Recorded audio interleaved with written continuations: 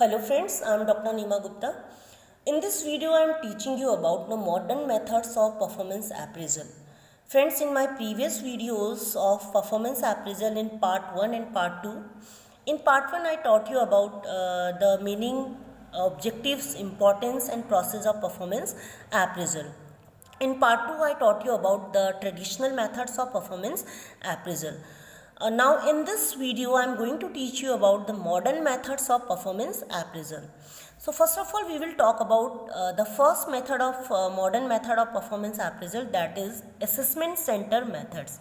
Friends, in this method, the employees, they are taken or drawn from different work units or the departments, right?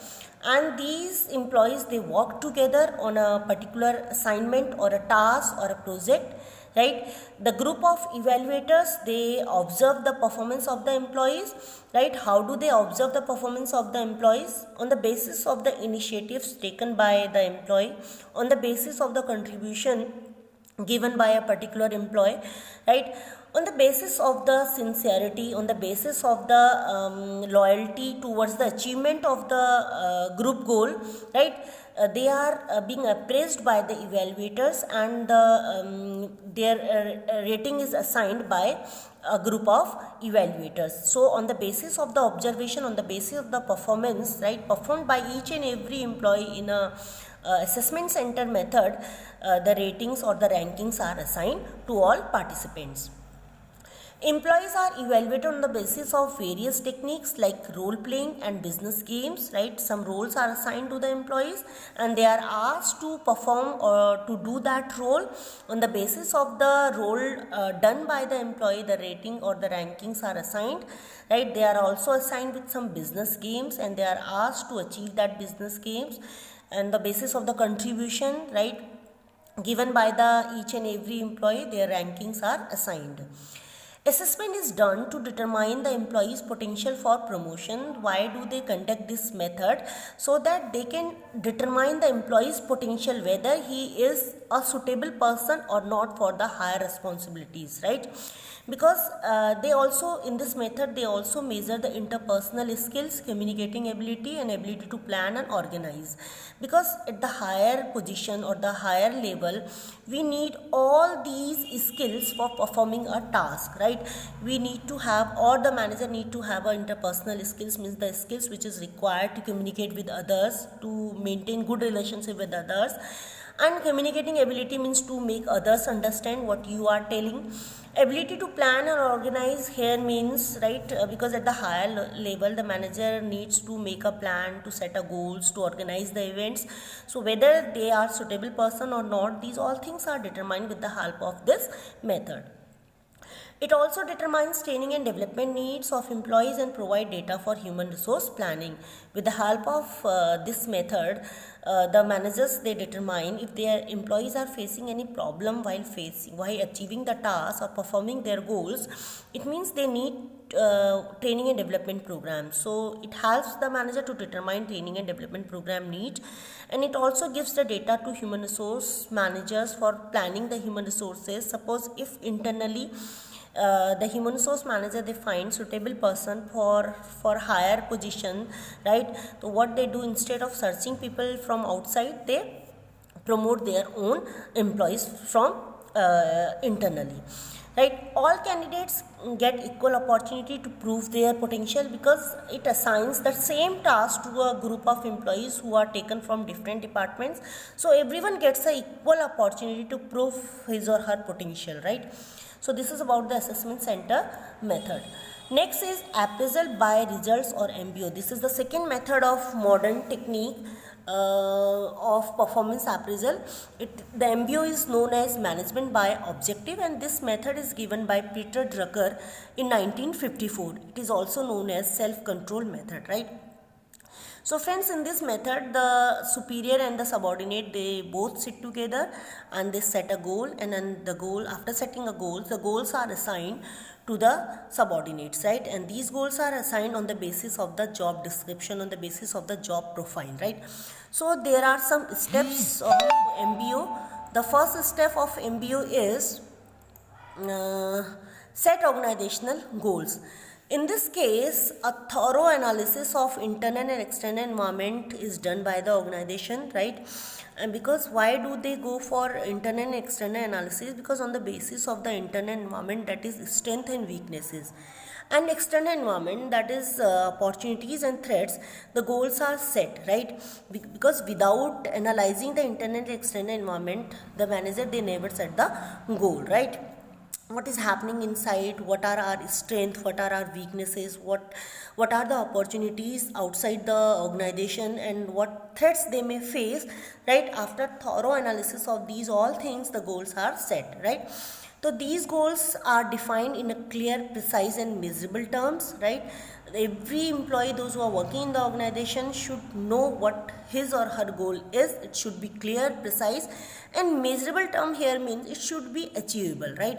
ऐसा नहीं है कि आपने ऐसा गोल assign कर दिया, it is out of reach, right?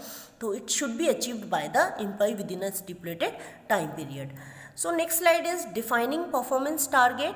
And on the basis of the organizational goals, the performance standard for each employees are defined, right?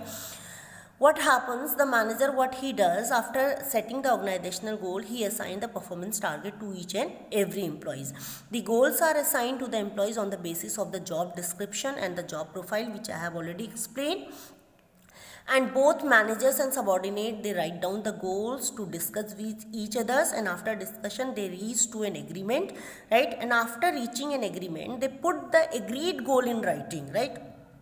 Next is the goals are periodically reviewed and revised to keep them flexible and up to date.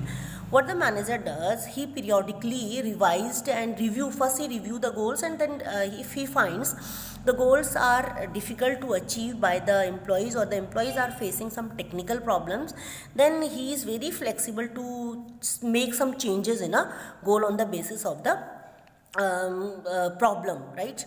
Next is third step in MBO, performance review, right? What the manager does, he frequently conducts the review meeting with the subordinates, right? Initially he conducts the review meeting monthly, then the meeting is extended from monthly to the quarterly, right? In case of why does he frequently conduct the review meeting, the reason behind, he just want to check whether the employees are facing any problem or not, right? What problem they are facing, so that the manager can guide them, right? And they also check in their review meeting, right, what employee has done, how much is left to be done, right?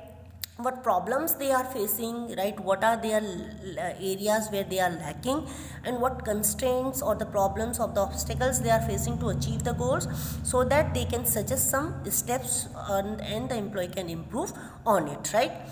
Next is number fourth step is feedback, and after every review meetings, the feedbacks of performance is communicated to the employee, so that the employee can regulate and can improve his performance, right? It's very important to give the feedback to the employee, and on the basis of the performance feedback, the rewards are decided. If the manager, they find that the employees are performing excellent, then on the basis of the excellency, on the basis of the performance which he has given, the manager assigns the or award the rewards to the employee. New goals and performance targets are determined for the next step. In this step, the new goals, after as they complete the previous goal, the new goals are decided and they are assigned to the employees. So this is all about the MBO. Next method is 360-degree appraisal technique. This is a very important method. Okay, nowadays every sector or every organization, they are using this method to appraise the employees' performance, right? In this method, in order to make appraisal more objective, transparent, participative, concepts such as self-appraisal, peer appraisal, subordinates appraisal, and appraisal by customers were introduced, right? And these led to the introduction of 360-degree feedback system in the United system. Now the question arises, why the people, or why it is called a 360-degree performance appraisal method. The reason behind, in this case, the evaluation of the manager or the employee is done by everyone above, below and alongside. That's why it is called 360-degree appraisal technique, right? In this method, the employee, this is only the method in which the employee gets the opportunity to give his or her self appraisal, in which he mentioned what he has done, right, whether he has completed his task within the stipulated time period or not, what are his strengths and weaknesses, where he was lacking, what problems he was facing. So these all feedbacks are given by the employee in terms of self appraisal. Second, the superior, he appraises the performance of the employee. Superior means the boss of the employee or the manager. He appraises the performance. He appraises on the basis of the standard assigned to him. If he finds that there is a deviation in terms of positive here means employee has achieved his task, then he recommend him for the promotion or salary increment. He gives the reward to the employee. If he finds the deviation is in terms of negative, then he suggests some training and development program for the employee. So he just appraises or checks or evaluates the employee's performance on the basis of the performance given by the employee. Third is peers. They get chance to appraise the employee's performance in terms of how he is behaving in a group, whether he is suitable for working in a team or not, whether he is cooperative or not, whether he has his colleagues or not. So these all feedbacks are given by the peers, right? Next is subordinate appraisal. This is only the method in which the subordinate, they also get chance to appraise or to give feedback to the about the employee or the boss, right? They give feedback about their superior on the kind of things they would like him or her to continue doing, right? Things they would like him or her to stop doing, and things they would like him or her to start doing. Means subordinate को chance मिलता है कि हमारे boss को क्या करना चाहिए, क्या करना बंद कर देना चाहिए और क्या करते रहना चाहिए फ्यूचर में, right?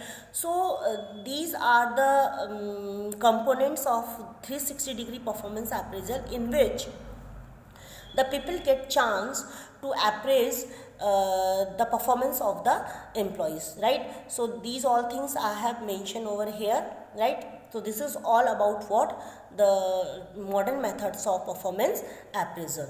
So thank you all.